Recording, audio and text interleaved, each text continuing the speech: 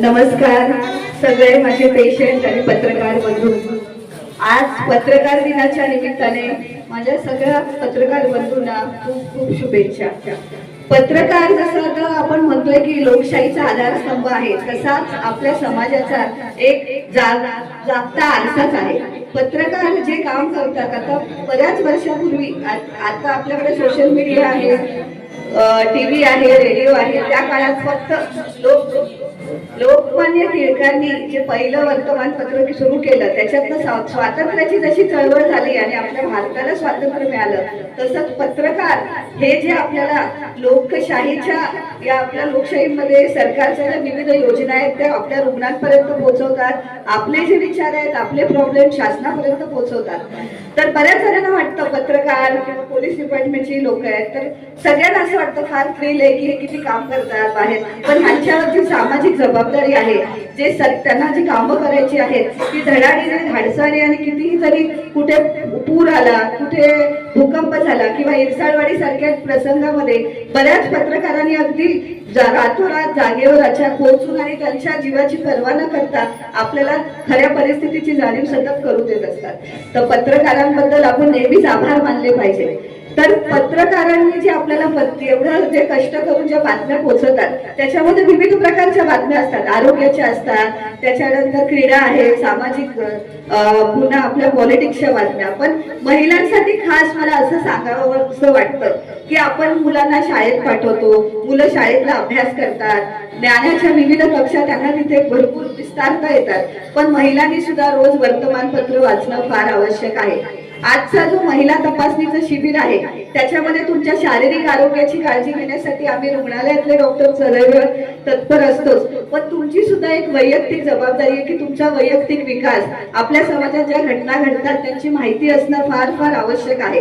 प्रत्येक जागरूक नागरिक हा भारतीय जागरूक नागरिक जेव्हा वर्तमानपत्राच्या वाचनामुळे जेव्हा पूर्ण ज्ञानाने त्याला सगळ्या गोष्टी कळतील तेव्हाच त्याला आपलं कुटुंब सुद्धा छान पद्धतीने सांभाळता येईल. तर मुलांची तपासणी, बायकांची तपासणी हे आपण आज जे शिबिर आहे आयोजित केलं आहे याचं मुख्य कारण असं महिलांनी समजून घ्या, आपल्या समाजामध्ये आता वाढता आजार म्हणजे कॅन्सर.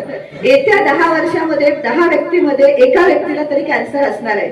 आपण आता इतके वर्ष डायबिटीसला घाबरत होतो, ब्लड प्रेशरला घाबरत होतो, पण आता कॅन्सर आजार खूप झपाट्याने वाढत आहे. याचं मूळ कारण आहे पॅकेटमधलं खाणं.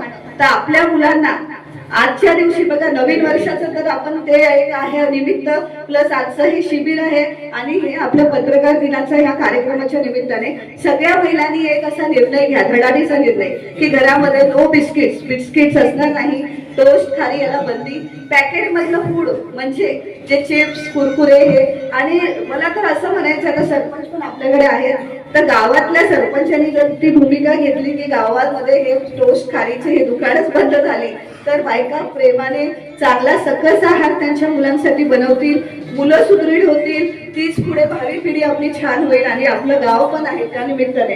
तर खरा जो आपला पाया निर्माण होतो, गरोदर बायका, तिला होणारं बाळ, तिच्या पोषक आहार, अंगणवाडीतला चांगला आहार आणि आहाराबाबत बायकांनी खूप जागरूक राहावं. स्वतः म्हणजे हे सध्या मी जे बघतेय ना, आपण ही वर्तमानपत्रात वाचतो, मुलांना मोबाईल बघण्याचा भयंकर वेळ आहे, त्यातल्या त्यात आईला सुद्धा मालिका सिरियलचा मोह आवरत नाही. तर जर असं ठरवलं की दिवसातलं फक्त अर्धा तास मोबाईल, टीव्ही एवढं कटाक्षाने पाळा. सगळ्या बायकांना, महिलांना माझी खरंच नम्र विनंती आहे, कारण मी स्वतः बालरोग तज्ञ, मी अशी खूप लहान मुलं बघितली आहेत त्यांना ऑटिझम नावाचा आजार झालाय. ऑटिझम आजार हा मोबाईल बघितल्यामुळे होतो. 2 वर्षापर्यंत कुठल्याही लहान बाळाला टीव्ही, मोबाईल दाखवायचा नसतो.